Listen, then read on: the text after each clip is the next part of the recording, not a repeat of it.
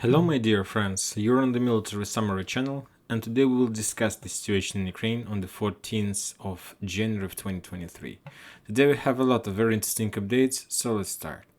First, let's take a look at the Russian sources map, and you're gonna see that there are a lot of icons in the western part of Ukraine, 5 icons, a lot of icons in Kiev. There are icons in Kharkiv area, in Dnipro, in Odessa, Nikolaev, in Zaporozhye area. So that means that today the Russians made another missile attack all over the Ukraine, and as a result of that attack, the Ukrainians had a lot of losses among the energy facilities, among the industrial plants, among the military accumulations, and so on. And to tell the truth, that attack was very interesting, and the most interesting part of that attack was that the first in the morning we got a update about explosions in the town by the name of Kiev, Kharkiv, and Dnipro. So this triangle, this is the main air defense triangle of Ukraine. These are the main three defense hubs, and where the Ukrainians try to understand and try to protect. It's like the first defense barrier of the Ukrainians' air defense system in Ukraine. First, they try to spot the enemy in this triangle because this area is the most protected, and of course, there are a lot of S-300 systems and many other air defense systems, so they're completely accumulated in this area. It's very easy to protect, and this is the reason that when the Russians make their first wave of attack, the Ukrainians try to use the air defense from this triangle to find and to shut down the Russian drones or Russian missiles. But today we received explosions in these towns, but there were no air defense alarm, and this is very important. And the Ukrainians started alarming just after the explosions. I'm not sure about the objects that the Russians managed to hit during the morning attack. I believe that the Russians, as you know, they have changed their tactics. They uses few waves of attacks. First, they attack with drones, and this is the attack that the Russians try to use to spot and discover the Ukrainian air defense forces. And after that, the Russians attack with missiles, and the third way, they're attacking with a mix of missiles and drones. And using these three waves of attacks, the Russians destroy the Ukrainian air defense system, energy facilities, and many objects, and so on. And the Ukrainians, of course, they understand that they need to protect no matter anything. So usually in the past, the Ukrainians, as soon as they spot and see the Russian drones, Russian missiles, they use their air defense systems since the first wave of attack. And that was some kind of mistake from the Ukrainian side. I'm not sure they have any other option, of course, but the Russians uses the first wave to discover the air defense. And after that, they attack the Ukrainian air defense system that tried to protect the Ukraine during the first wave. And today, the Ukrainians changed their tactic. They decided to give a passage to the first wave, and they didn't discover their air defense during the first wave of attack. That was very interesting. The Russians managed to got the Ukrainian energy facilities, maybe some buildings, some important buildings in Kiev, Dnipro, and Kharkiv, because anyway, even if it is the first wave, the Russians try to attack the real targets, not the fake targets. And if they're successful, it's okay. And if the Ukrainians shut down these drones or missiles with their air defense, this is also okay because they are able to discover the Ukrainian air defense systems in such a case. And that was very interesting that the Ukrainians gave opportunity to the Russians to complete the first wave, and then there was air defense alarm all over the Ukraine, and the Russians sent their second wave of missiles. And I expected that the Ukrainians, because of the fact that they didn't discover their air defense forces, they would be able to shut down or to reduce the second wave as much as possible. But according to the information we have, according to the picture we have in Dnipro, when the almost entire buildings were reduced to ruins, about attacks in Kharkiv without electricity, Dnipro, Kiev, and as you can see, the Russians got even Lvov, the most western town in Ukraine. And I believe that maybe the Ukrainians have a lot of problems with air defense. Maybe they don't have the air defense at all, because today I don't see any accuracy. I don't see even videos, or maybe there was some few videos in internet where the Ukrainians were trying to show how they were successful. But today I had a feeling that Ukrainians are done, that Ukrainian air defense system are done. Anyway, we're going to see this because if it's true, the Russians will try to develop their progress. They will try to attack. They will try to continue their attacks. And if there is at least a small chance that Ukraine air defense system has been collapsed, the Russians will try to develop the progress, and they will, at least if you ask me if I would the Russians, I would develop the progress, and I would not just reduce to ruin Ukraine air defense system, I would reduce any chances to restore it, at least for a very long period of time. And finally, I would give opportunity to Russian or aircraft to attack Ukraine using bombs, and not just from missiles, but just only with the bombs, like controlled bombs or something like this. But anyways, we know the Russians can't use the bombs because of air defense system. So let's follow this missile attack. Maybe we'll get more updates about the situation, but for now everything looks very bad from the Ukrainian side and everything is in Russian favor. Now let's talk about the situation on the ground, and today we have, and let's start from Soledar, of course. As you can see, the front line are stable in this area. The Ukrainian still controls the salt mine number 7, and there are very heavy clashes in the railroad station Sol. If you remember, yesterday the Russians reported that they established control over this railroad station. Today we haven't received any updates about the situation or anything that might say that the situation has been changed in Ukrainian favor. For now, there are still heavy clashes. The only interesting update that I mentioned yesterday, that yesterday in the evening, lots of Russian military experts and sources were reported that the Russians started storming of Razdolovka. And this is very important, that the Russians, as you can see, where is Soledar, and we can see how far is Razdolovka from Soledar. And to tell, believe me, as you can see, Razdolovka is right in the heart, or in the middle, in the center of this bridgehead of Ukrainian forces of Seversk, Ukrainian group, Ukrainian army.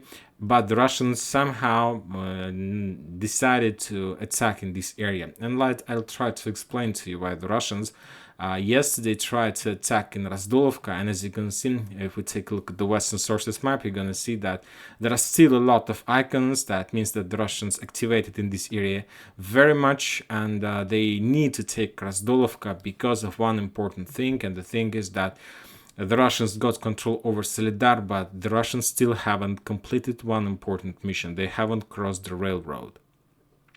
And they need this as the air to breathe, because without crossing the railroad, of course they achieve some tactical progress, but there would be no effect from this tactical progress, because anyway you need to cross the railroad. You need to cross this.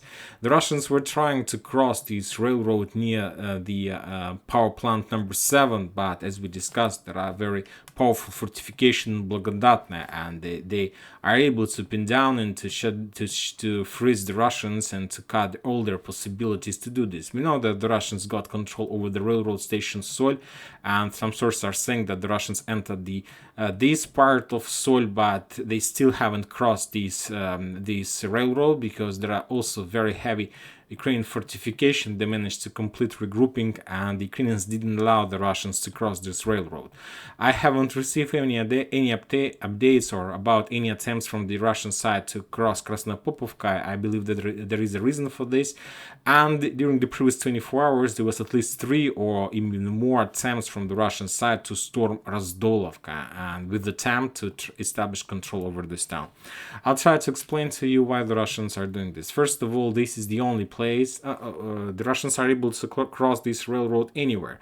But when talking about the easiest way to do this, of course, the easiest way to cross this railroad is near Razdolovka. And the thing is that if we take a look at this map, we see that the Ukrainians have their positions very close to the railroad in this town and this. But when talking about Razdolovka, there is one place that the Russians want to use to cross, and they want to cross this somewhere here. And as you can see, there is not much positions or places where the Ukrainians are able to establish their bridgehead. And even if the Ukrainians decided to establish their bridgehead along these brushes, anyway, it's for the Russians, it won't be a very big deal to destroy these fortifications and to cross this railroad. And from this area, the Russians want to establish the bridgehead and start pressure the Ukrainians from the north, and of course in direction of the same Soledar over this bridgehead, and of course from this bridgehead the Russians want to continue their pressure to the north in direction of Sever's group. Furthermore, don't forget that there are still fortifications and the Russians couldn't establish control over Vysyola. There are a lot of updates, a lot of interesting things about Bilogorovka, because when talking about the Russian sources map and we saw the videos, this town was taken a few months ago, and there was a video and so on. But when talking about the Western source map, they're still saying that Bilogorovka or in the gray zone or under Ukrainian control. The deployment map says the same, or in the gray zone or under Ukrainian control. So anyway, now when talking about the Ukrainian defense line, they're trying to let's assume that Bilogorovka is still under Ukrainian control. So they try to build fortifications along this line. So this is the area that Ukrainians want to protect, but it's not an easy job. And now when talking about logistic and supplying support of this area, it's very difficult for the Ukrainians to do this. In any way, I believe that sooner or later these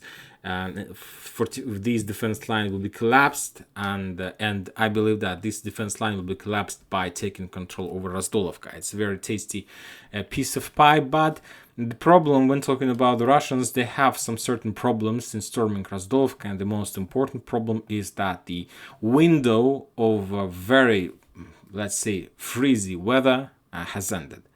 And now when talking about this area, the temperature in this area is plus, so that's why it is very difficult to use broad front line attacks through the fields in direction of Razdolovka. So there was a window, we discussed this, and the Russians used this window very effectively. They got control over more than 80 or 90% of Soledar. The only block they haven't established control over the railroad station Solin, the salt mine number 7, and now this window has ended. The next window of the very low temperature we're going to see in 10 days.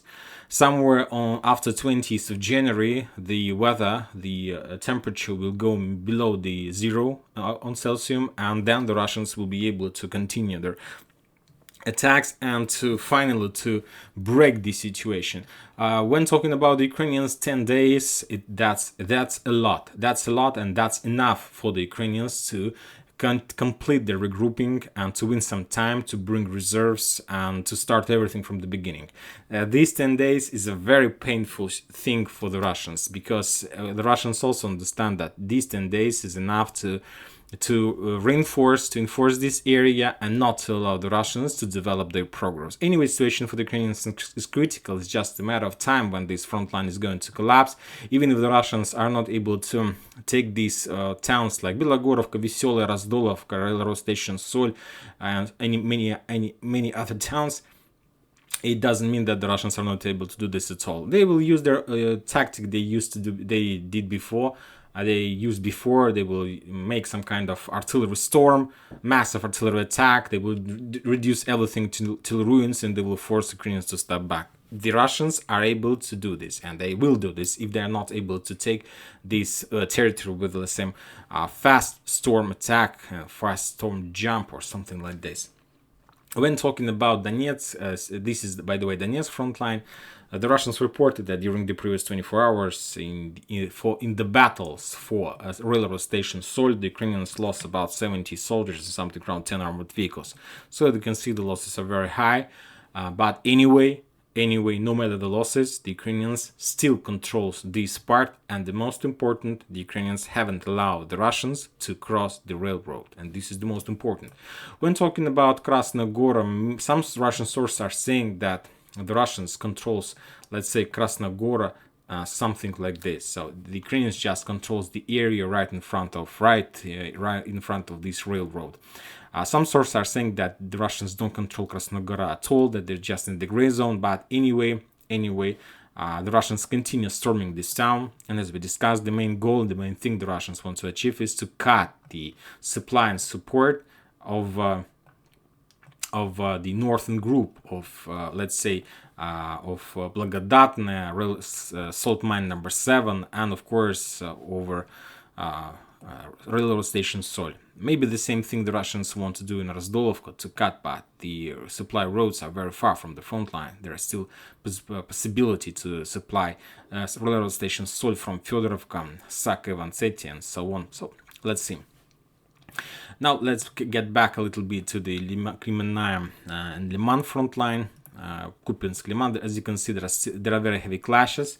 The Russians continue shelling the positions of 14th Mechanized Brigade on the north, the 103rd Territorial Defense Brigade in this area. The Russians destroyed 2 commandos groups in this area, and as a result of heavy clashes in this area, the Ukrainians lost just 30 soldiers, something around 7 armored vehicles.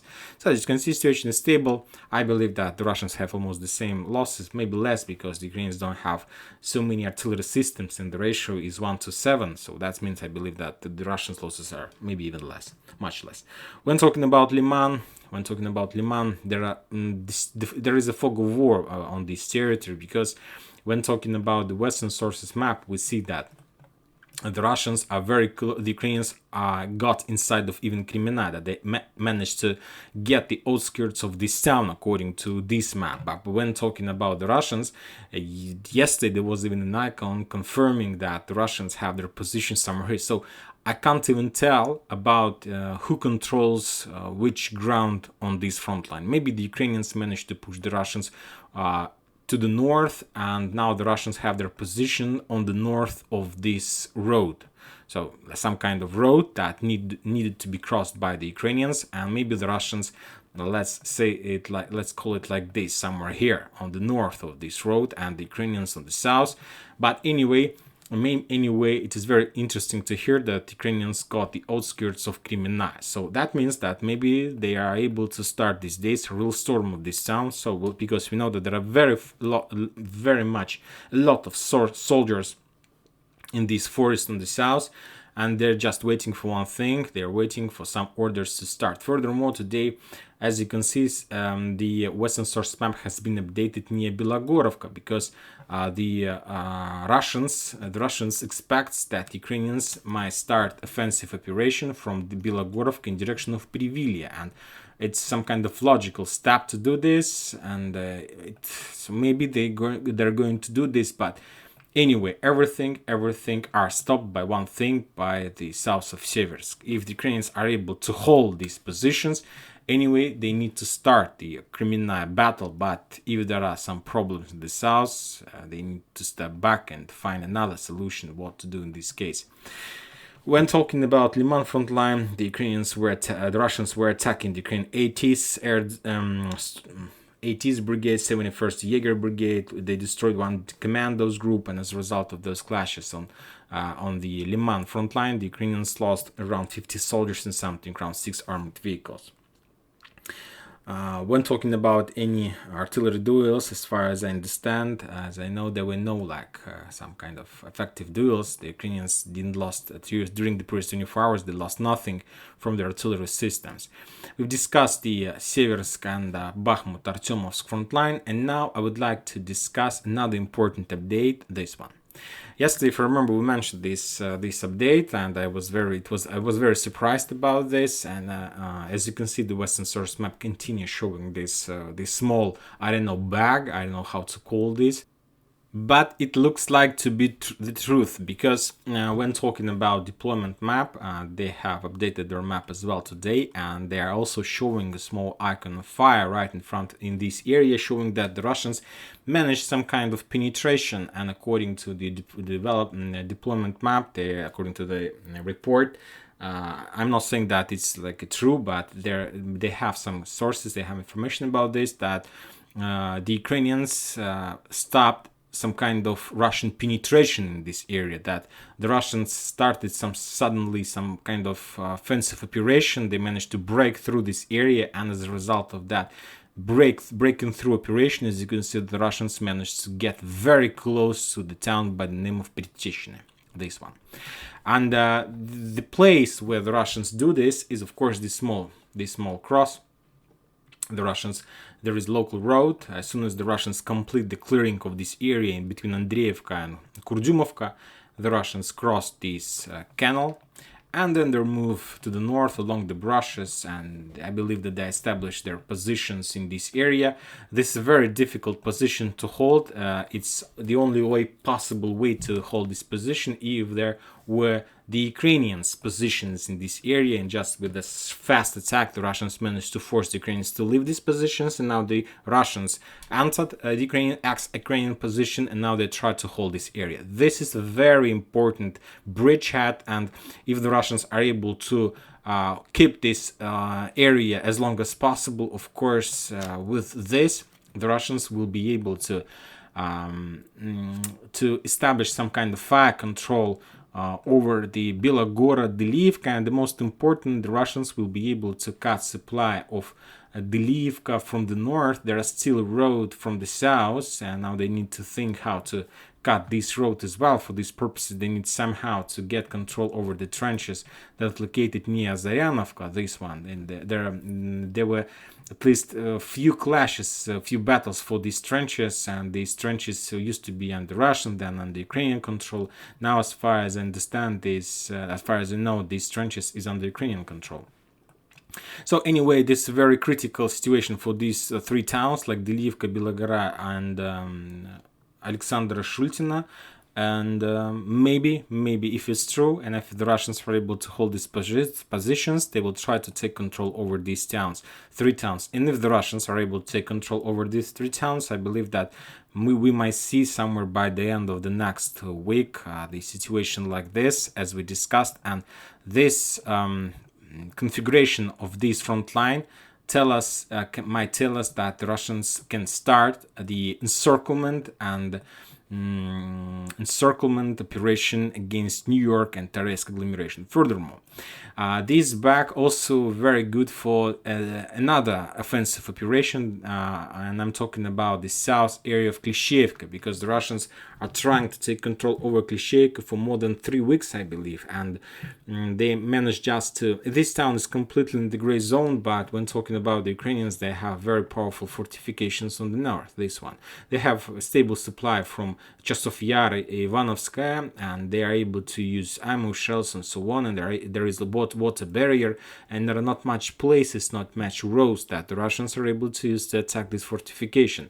And another important fortification is located on the southwest from Klishchiivka, this one, and the Russians may try to attack Klishchiivka from the south, but all the attempts are stopped and blocked by the Ukrainian forces who is located and these trenches and this fortification. So as you can see, when talking about this Western sources map, these trenches is located somewhere here. And as you can see, according to this configuration, also the Russians are able to establish even physical control over the only local road that moves to these trenches. And this is very interesting. So if the Russians did establish physical control over this local road, and if they manage to get inside of this back, that means that we can start counting days before the Russians are able to take these trenches, because with such a pressure of fire, of artillery, sooner or later the food, supplies, ammo and shells, the Ukrainians will be out of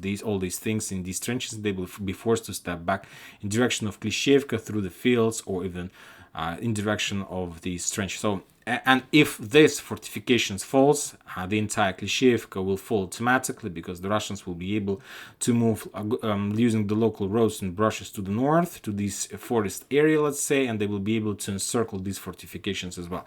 So this is a very important area, and so I believe that maybe this checkpoint, this fortification will fall very soon as well. This is a very important thing. When talking about, now we're moving to Donetsk area. There are no updates in Donetsk, just the artillery duels. There are still artillery duels. They're continuing this area, as you can see. And furthermore, in Konstantinovka, the Russians destroyed as a result of artillery duels. The Ukraine lost the Howitzer D-20, Howitzer D-30, I believe so. Furthermore, when talking about Donetsk, they lost another howitzer D-20. When they lost some ammo depot in this area. And when talking about South Donetsk area, there are still the same picture, just the heavy clashes. The Ukraine lost around 2 commandos in the area of Mikhailovka, Solotka. The Russians made few attempts of offensive operation Mariinka Pobeda, but without any success. Still the front line are stable without any progress for both sides, and the Ukrainians lost just 30 soldiers and something around 6 armored vehicles in this area. When talking about Zaporozhye, the Russians continue destroying the Ukrainian artillery forces in this area. They destroyed another howitzer Gvozdyka, another ammo depot, and also the Russians destroyed the radar and TPQ-50 in this area. So also everything's pretty fine and pretty successful, and everything pretty in Russian favor.